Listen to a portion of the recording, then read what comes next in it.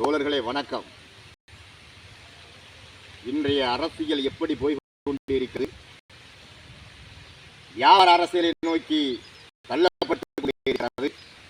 மக்கள் அரசியல் மக்களை விட்டு அப்புறப்படுத்திக் கொண்டிருக்கிறது. இதற்கு ஒரு உதாரணத்தை நான் சொல்ல வேண்டும். இன்றைக்கு வருஷாதிபதிகள் கொண்ட ஒரு நாடு நம் இந்திய பாரத நாடு.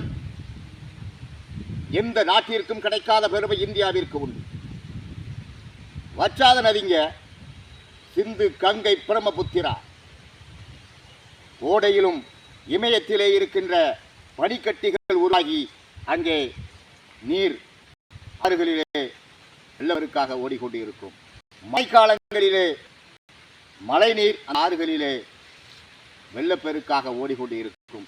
இப்படி வற்றாத ஆறுகள் இருக்கக்கூடிய பாரத கண்டம், பாரத துணைக்கண்டம், தண்ணீரை ஒரு பாட்டிலே தண்ணீர், ஒரு லிட்டர் தண்ணீர் 20 ரூபாய்க்கு வாங்கி குடிக்கிறோம். எவ்வளவு பெரிய வெட்கக்கேடு, அரசியல் சீர்கேடு. இதை சிந்தித்து பார்க்கணும். சுத்தமான குடிநீரை நமக்கு கொடுப்பதற்கு அரசு முன்வரல.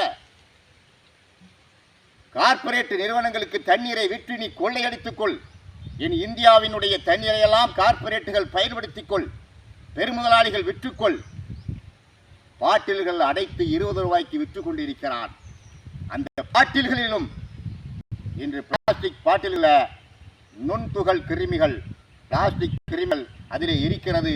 அது உயிர்கொல்லி நோயாக உருவெடுத்துக் கொண்டிருக்கிறது என்று ஆராய்ச்சியாளர்கள் கொக்கரித்துக் கொண்டிருக்கிறார்கள். எந்த அளவிற்கு போய் கொண்டிருக்கிறது நாடு? ஒவ்வொரு நாடும் இலவச கல்வி, இலவச மருத்துவம், இலவச குடிநீர், சத்தான உணவுகளை கொடுத்து கொண்டிருக்கிறது வல்லரசு பொது உடைமை நாடுகள். நாம் இயற்கை வளங்களையும் கனிம வளங்களையும் குடிநீர் வளங்களையும் விற்று கொள்ளையடித்துக் கொண்டிருக்கிறோம். ஒரு ஆட்சி என்பது மக்களுக்காகவா, இல்லை முதலாளிகளுக்காகவா, இல்லை கட்ட பஞ்சாயத்து செய்து கொள்ளையடிக்கும் கொள்ளையர் கூட்டத்திற்காகவா? அரசியல் கொள்ளையர்கள் கூடாரமாக மாறி இருக்கிறதே, அவர்களுக்காகவா? சிந்திக்க வேண்டும்.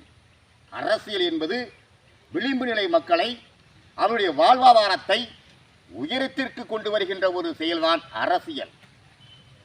அரசியல் என்றால் அது ஒரு வியாபார களமாகவும், அரசியல் என்றால் அதிகாரத்தை வைத்துக்கொண்டு விளிம்பு நிலை மக்களையும் அதிகாரிகளையும் மிரட்டுகின்ற ஒரு நிலைப்பாடாகவும் அரசியல் இன்று உருவாகி கொண்டிருக்கிறது. இவ்வளவு ஒரு இழிநிலை கேவலம்.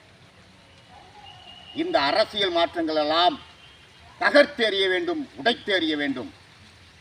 மாணவர்கள் அரசியல் கற்க வேண்டும்.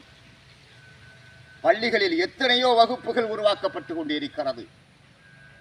எத்தனையோ முறைகள் பள்ளிகளில், கல்லூரிகளில் பாடத்திட்டங்கள் பல பிரிவுகளில் உருவாக்கப்பட்டு வருகிறது. ஏன் தொடக்க கல்வியிலிருந்து உயர்நிலை கல்வி, கல்லூரி கல்வி வரை அரசியலை ஒரு பாடமாக, கட்டாய பாடமாக வைத்தால் என்ன? ஏன் வைக்க மாட்டீர்கள்? ஏன் வைக்கப் போவதில்லை? அரசியலை கற்றுக்கொண்டால் அவன் தெளிந்து விடுவான். தூய அரசியலை அவன் நிலைநாட்டுவான். நம்மால் சம்பாத்தியம் செய்ய முடியாது என்ற காரணத்திற்காக அரசியல் உணர்வை மாணவர்களிடத்திலே அரசாங்கங்கள் வளர்க்க வருவதில்லை என்பதுதான் இன்றைய வெளிப்பாடாக இருக்கிறது. அரசியல் தான் நம்மை தீர்மானிக்கிறது என்பதை நீங்கள் முடிவு செய்யுங்கள். அரசியல் தான் நம்முடைய பொருளாதாரத்தை தீர்மானிக்கிறது, நம்முடைய கல்வி தீர்மானிக்கிறது, நம்முடைய வாழ்க்கையை தீர்மானிக்கிறது, தொழில்நுட்பத்தை தீர்மானிக்கிறது, அறிவியலை தீர்மானிக்கிறது. எல்லாமே அரசியல் தான். அந்த அரசியலை மாணவர்கள் கற்க வேண்டும். அறிவியலை கற்கின்றார்கள், பொருளாதாரத்தை கற்கின்றார்கள், வரலாறை கற்கின்றார்கள், அரசியலை கற்றுக்கொள்ள வேண்டும். அதற்கு அரசு முன்வர வேண்டும். ஒரு பாடத்திட்டத்தை விருப்ப பாடமாகவும் கட்டாய பாடமாகவும் அதை முன்மொழிய கருத்துரைகள் ஏற்கப்பட வேண்டும். அப்பொழுது அரசியல் நீதி, சமூக நீதி, பொருளாதார நீதி கட்டமைக்கப்பட்ட ஒரு நாடாக, வளர்ச்சி அடைந்த நாடாக நம்முடைய பாரத கண்டத்தை நாம் முன்னெடுத்து வைக்க முடியும்.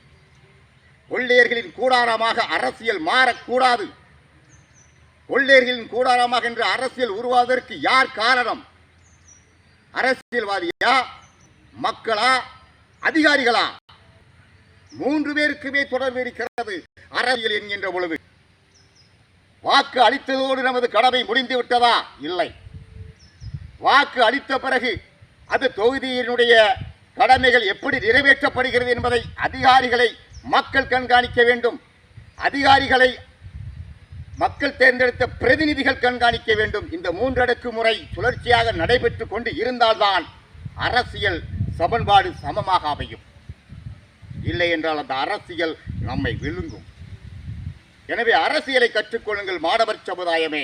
தெளிவான அரசியலை, தெளிவான வாழ்க்கை முறையை அமைத்துக் கொள்ள முடியும், நேர்மையாளர்களை உருவாக்க முடியும் என்ற ஒரு கோட்பாட்டை நாம் அமைத்தாக வேண்டிய சூழலில் இருக்கிறோம். அரசியல் தான் வாழ்க்கை, அரசியல் தான் நிறைவு, அரசியல் சட்டம், அரசியல் தான் மனித மேம்பாடு என்று கூறி விடைபெறுகிறேன். அரசியல் பிழைக்காக சமூக ஆர்வலர் சண்முகராஜா.